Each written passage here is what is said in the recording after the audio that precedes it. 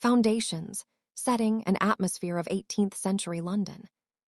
London in the early 1700s was a city balanced between memory and momentum, still carrying the scars of fire and plague while straining toward a future shaped by trade, empire, and industry.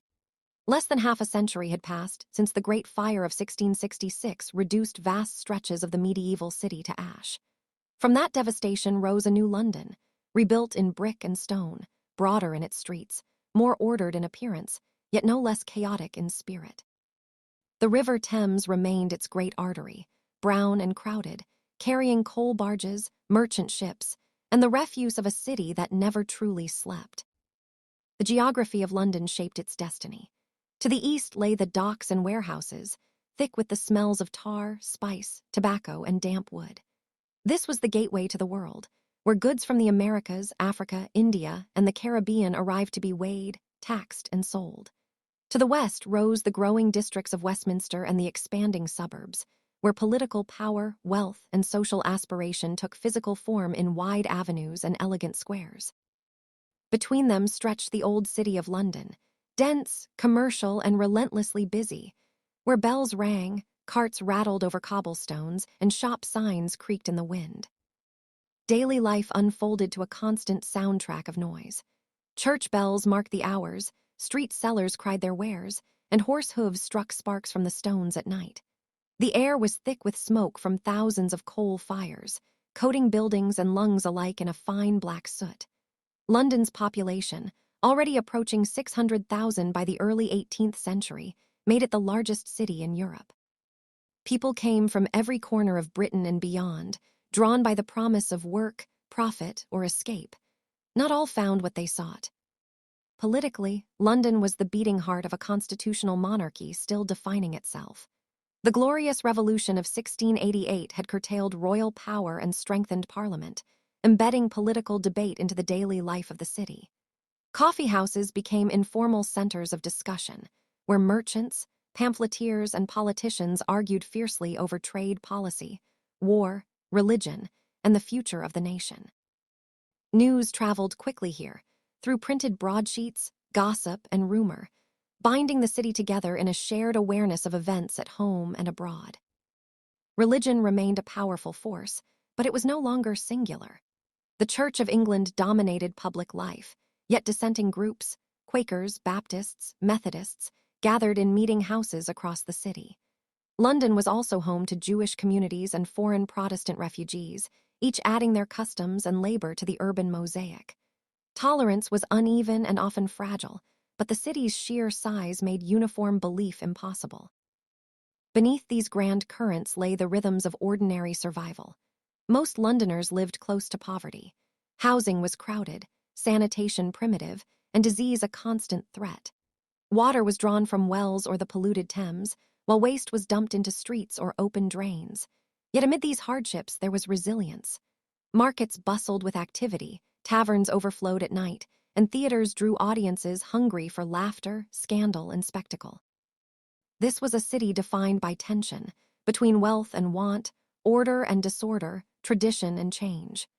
London in the 1700s stood at first light, its foundations laid, its direction uncertain, and its future already pressing impatiently against the present. Social structure, occupations, belief systems, and rising pressures. To walk through London in the 18th century was to move through a living hierarchy. Class defined nearly every interaction. From the clothes one wore to the streets one was expected to walk. The wealthy lived apart from the poor, yet never entirely removed. Carriages rolled past beggars, silk brushed against rags, and luxury existed within sight of desperation. At the top stood the aristocracy and landed gentry, many of whom divided their time between country estates and London townhouses. Their lives revolved around Parliament, court functions, and social display. Politics was both duty and theater, conducted in chambers by day and drawing rooms by night. Marriage, patronage, and reputation were currencies as valuable as gold. Below them rose a powerful and growing middle class, merchants, bankers, lawyers, publishers, and skilled tradesmen. This group formed the backbone of London's commercial strength. They invested in overseas ventures, insured ships at Lloyd's, financed wars, and fueled the expansion of Britain's global influence. Their values emphasized industry, education, and respectability, shaping a new urban culture that prized progress and self-improvement. For the working poor, life was harsher and more precarious. Dock laborers, servants, seamstresses, apprentices, and hawkers depended on daily wages that could vanish with illness or injury. Children worked from a young age, hauling coal, cleaning chimneys, or assisting in workshops. Work was plentiful in theory, but competition was fierce, and exploitation common. The city consumed labor relentlessly. Crime thrived in this environment of inequality and anonymity. Pickpockets worked crowded markets and theaters, while organized gangs controlled certain neighborhoods. Highwaymen haunted the roads leading in and out of the city, turning travel into a gamble after dark.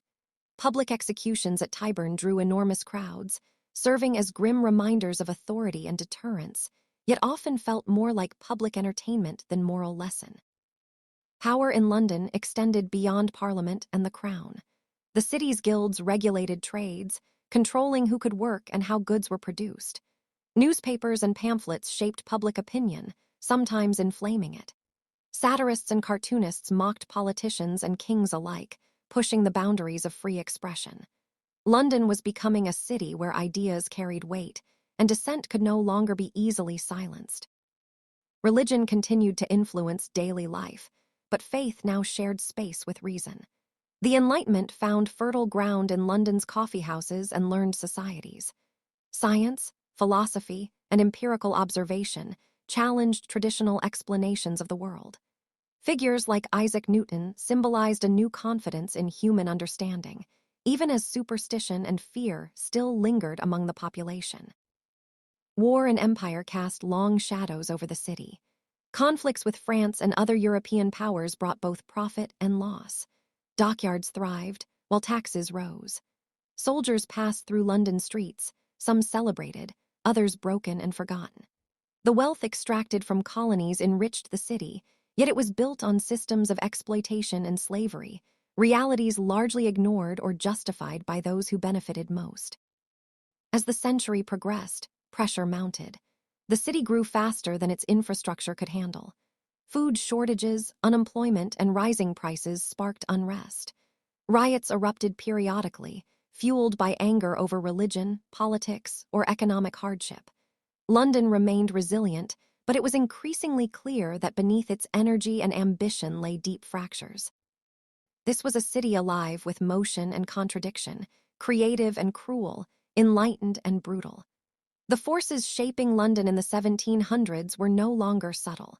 They were gathering strength, setting the stage for transformation that would redefine not only the city, but the modern world.